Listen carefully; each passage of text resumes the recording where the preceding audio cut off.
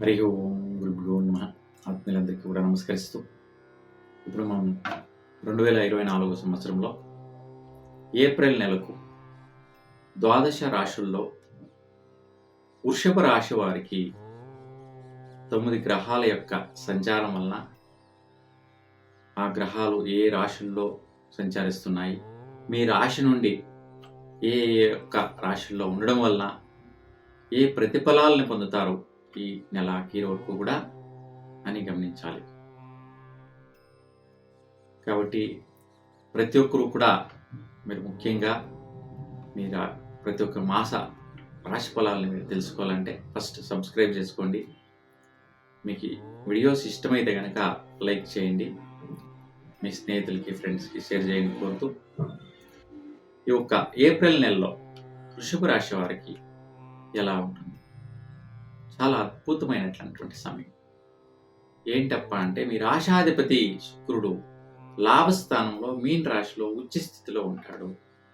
ప్రారంభం రోజు నుండినే 23వ తేదీ వరకు కూడా ఈ యొక్క రాశిలో సంచారం చేస్తూ ఉంటాడు. కాబట్టి శుక్రుడు మీకు లాభస్థానంలో ఉన్నందువలన లాభ ఫలితాలు ఎక్కువ పొందుతారు. 24కి మేషరాశికి వస్తారు. ఆ 24 వరకు అయితే ఉచ్చ స్థితిలో లాభాలు అంటే మీరు ఎక్స్పెక్ట్ చేయలేరు. అట్లా రివర్స్గా కూడా వచ్చే ఆదాయాలు ఉంటాయి. కానీ అక్కడ రాహు శత్రువు అంటాడు కాబట్టి కొంచెం దుర్గాదేవి యొక్క దర్శనం చేయండి. మీకు వచ్చేట్లాంటి ఆదాయాలు స్ట్రక్ అంటే నిలిచిపోకుండా ఈజీగా వచ్చేస్తాయి. ఈ ఒక్క ప్రయత్నం చేయండి.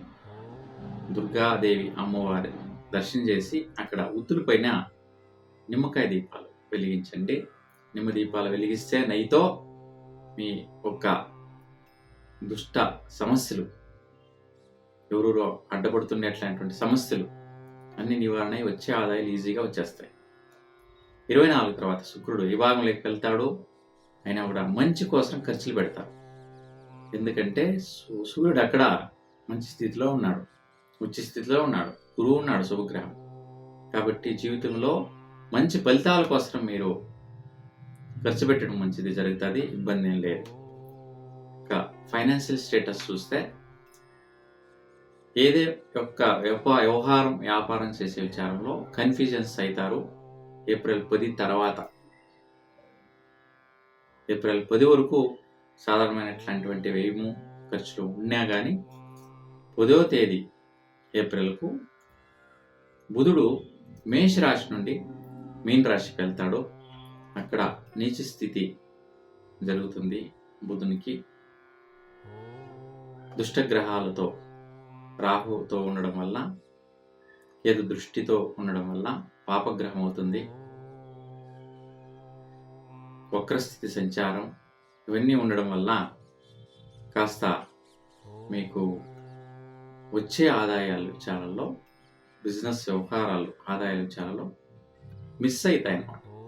వైబ్రేషన్స్ డిస్టర్బ్ అవుతాయి, వ్యవహారం చెడిపోతుంది, ఆదాయాలు వస్తాయి అని ఎక్స్పెక్ట్ చేస్తారు, అవన్నీ పోయేట్లాంటి స్థితి వస్తుంది.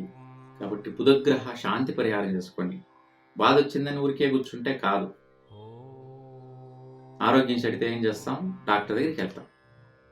సమస్య ఉంటేనే కదా వెళ్తాం. ఇప్పుడు 10వ తేదీ పైన సమస్య వస్తుంది, బుధుని వల్ల లాభాలు పోతాయి. పంట పోవచ్చు, ఒక వ్యాపారం పోవచ్చు, ఒక భూమి అమ్మడం జరిగిపోవచ్చు, ఇల్లు అమ్మేద్దామని ఎట్లా డిసైడ్ అయిపోవచ్చు. ఇవన్నీ జరుగుతాయి. అందరికీ జరుగుతాయని కాదు, కొందరు జాతకస్తులో కూడా గమనించాలి. వృషభ రాశి వరకు అందరికీ జరుగుతాయని కాదు. మీ యొక్క జాతకాల్లో కొన్ని దశలను బట్టి, అంటే దుష్ట దశాలు ఉంటాయి, నీచ గ్రహ దశాలు నడుస్తుంటాయి. అవన్నీ కూడా ఇండివిజువల్గా చూసుకోవాలి. మరి కూడా అన్ని రాష్ట్రాలకు అన్వయిస్తుంది అంటే చిన్న పిల్లలకి చెప్తున్నారని కాదు. కొంతమందికి అయితే ఈ యొక్క వ్యవహారాలు చేసిన చాలా వరకు అప్లై అవుతాయి అన్నమాట. కాబట్టి ఈ బుధగ్రహానికి సంబంధించినట్ల మహావిష్ణువుకి తులసితో అష్టోత్తరం చేయించుకుంటే గన 5 రోజులు మీ యొక్క సమస్య, చెప్పాను కదా కొన్ని వ్యవహారాల కోసం అన్ని పోగొట్టుకుంటారని, అవన్నీ కూడా నిలగట్టుకుంటారనమాట. ఇంకా మీ ఇంటి పట్ల చాలా వరకు మంచి కార్యాల కోసం ఖర్చులు పెట్టేట్లాంటి యోగాలు వస్తాయి. ఇబ్బంది ఏం లేదు, మంచిగా ఉంటుంది. అంటే సూర్య భగవంతుడు 1000 భాగంలో ఉచ్చ స్థితిలో ఉంటాడు. అందుకు మీ ఇంటి పట్ల మంచి ఖర్చులు పెడతారు. యోచన చేసే అవసరం లేదు. విద్యార్థులకైతే కాస్త టెన్షన్లు, ఒత్తిడిలు ఉంటాయి. ఈ నెలలో ఎవరు ఎగ్జామ్స్ రాస్తుంటారో వాళ్ళకందరికీ కూడా కఠినమైన పరిస్థితి, ఇక్కట్టు, చాలా వరకు ఇబ్బందులు కలుగుతుంటాయి. చాలా జాగ్రత్తగా ఉండడం మంచిది. ఎందుకంటే కేతు సంచారం, రాహు దృష్టి వస్తుంది. ఈ రెండింటిలో ఉన్న సర్పదోషం ఎక్కువ ఉంటుంది. కాబట్టి వీలుండే వాళ్ళు కాళహస్తికి వెళ్ళి రండి, వృషభ రాశి వారు. లేదా గణపతికి మీరు గరికి పోగులు ఇవ్వడం, అక్కడ ఏదన్నా కానీ శనిగిళ్ళు ప్రసాదం మీరు 10 మందికి ఇచ్చారనుకో మంచిదవుతుంది. 10వ తేదీ తర్వాత అయితే విద్యార్థులకి సమస్యలు ఉంటాయి. ఈ సమయంలో కనుక ఎవరికి గర్భిణీ స్త్రీలు ఉంటారో వాళ్ళకందరికీ కూడా ఆల్మోస్ట్ సర్జికల్ అంటే ఆపరేషన్స్ అయ్యేట్లాంటివంటిదే ఉంటుంది. కాబట్టి ఈ ఒక్క గణపతికి, నాగులకు పూజ చేస్తే మీ యొక్క దోషం పోతుంది. ఇంకా మిత్రులు విచారం చాలా మంచిగా ఉంటుంది. ఈ సమయంలో వచ్చేట్లాంటి మిత్రులు అద్భుతమైనట్లాంటి మీకు అనుకూలిస్తారు. మంచి డబ్బుల విచారంలో సపోర్ట్ చేసేట్లాంటి మిత్రులు సహకరిస్తారు. మంచి ప్రాజెక్టులకి మీరు వెళ్తారు. కాబట్టి అలాంటి ఆపర్చునిటీలు వస్తే చాయిస్ చేసుకోవచ్చు, ఇబ్బంది లేదు. అలాంటి అగ్రిమెంట్లకు సైన్ చేయొచ్చు. ఈ సమయంలో మంచిగా ఉంది. ఇక దాంపత్య స్థానానికి వస్తే దంపతులకి కాస్త పనులు పాటలు విచారంలో, అంటే ఆళ్ళు మొగులు ఒకరిపైన ఒకరు గొడవలు పడటం, నువ్వు చేయలేదు అనేసి ఒకరిపైన ఒకరు నిందులు వేసుకోవడం, ఇవన్నీ కూడా ఖచ్చితంగా జరుగుతాయి. చాలా జటాపటీలు జరుగుతాయి, ఇబ్బందులు జరుగుతాయి, 10 మందికి తెలిసేలా జరుగుతాయి. కాబట్టి చాలా జాగ్రత్తగా సుబ్రహ్మణ్య స్వామిని దర్శనం చేయండి. ఆ ఒక్క బాధలు నివారణ అవుతాయి. ఆరోగ్యం విచారం అయితే మీకు థ్రోట్ రిలేటెడ్ సమస్యలు, శ్వాస బాధలు, డైజెషన్ రిలేటెడ్ అంటే జీర్ణక్రియ సమస్యలు సాధారణంగా రావచ్చు. పెద్ద ఎత్తున సమస్యలు ఏం లేవు.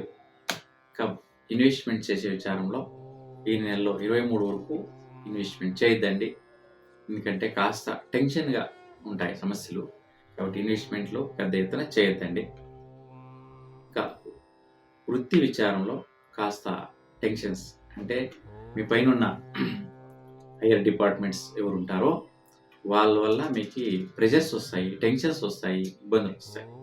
వాళ్ళతో కేర్ఫుల్గా హ్యాండిల్ చేయండి. అలాంటి సమస్యలు వచ్చినప్పుడు శనేశ్వర స్వామిని ధ్యానించండి, శనేశ్వర స్వామిని దర్శించండి. ఆ సమస్యలను పక్కనకి వెళ్తాయి.